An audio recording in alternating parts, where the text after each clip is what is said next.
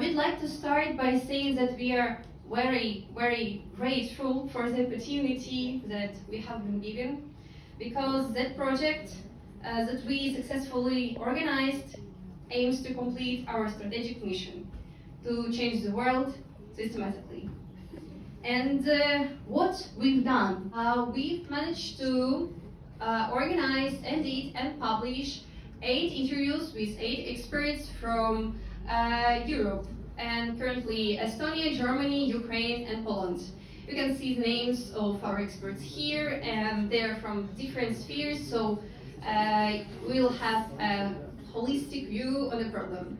And the process of transcribing, coding, and analyzing the data was completed, and our article Universities Between Past and Future was written, formatted, and translated into 3 languages. So you can scan the QR code and you'll get an article in Ukrainian, Polish, and English language to read it. Also, in addition, it has been published in the Social Innovation Journal by the help of Adam Rushilovsky, one of our experts, to whom we are also very thankful. And as a final step of our project was organized a conference where we presented the results on the 22nd of September, and it also went successfully. And the big question is, what is next? And our next step will be finishing the expanded version of the article, because we have already one, but we want to do it more deeper. And also we've decided to do one more research, but now on school education system to understand its state and the ways of development. The journey we have undertaken is not just a project for us, because for the first time we really felt faith in our power, and someone supported us in a project that served our mission.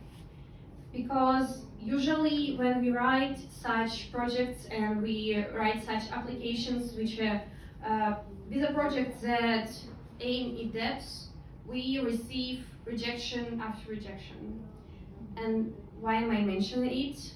Because along with gratitude comes rising anxiety, because we young people have no one to go to and no one to talk to. So I'm here today standing before you, in front of you, and I don't want just to share the results of the project, but share an important tendency that we've discovered and that frightens us. We want to talk to you about strategic things that we are ready to take on. We are living in a VUCA world about which researchers have been saying since 2002, and it is an unstable and ambiguous environment where it's difficult to make predictions and expect plans to be fulfilled. Time has sped up 20 years ago, and it has been 20 years since new rules and systems were supposed to function.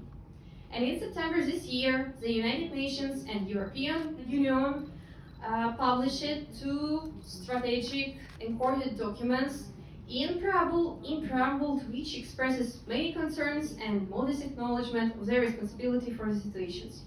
I will quote you a small part from document The Future of European Competitiveness by Mario Draghi, and it says, we must bring innovation back to Europe. It starts with establishing our universities and research institutions at the frontier of academic excellence and making it easier for researchers to commercialize their ideas. In response to this quote, I want to share with you a quote from our article, and it says that at the end of the 20th century, the market entered the university and became the center of many elements for decision making. The present university primarily serves economic development. On the basis of what does a student choose a major, or which question do parents ask mostly? Who can you work as? Commerce determines the topic of and direction of study. Commerce determines the list of majors and faculties. The benefits of the present drive development of the future.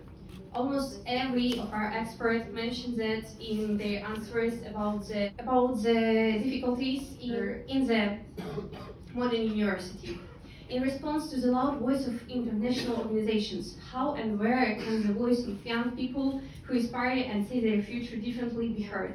What if the future imagined by a global organization is not the future that we want to live in?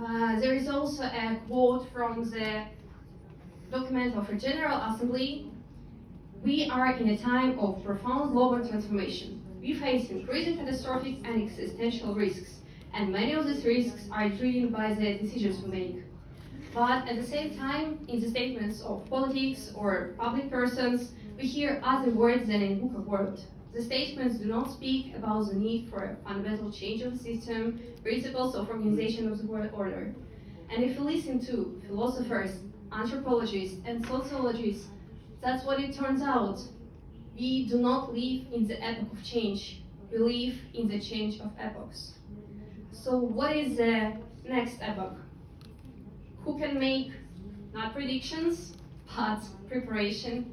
Who can make scenarios? Who will give space for implementation and preparation for different times? Who is engaged in making sure that in this new reality of unpredictability, there are places to strategize and design the future? My answer at this point is no one. We are talking to experts and understood that from the point of view of university, everything there indicates that the old models are obsolete too. A new chapter of humankind development requires a different university. We as a team have a strategy, have projects, and have the will to implement them. But my question remains the same.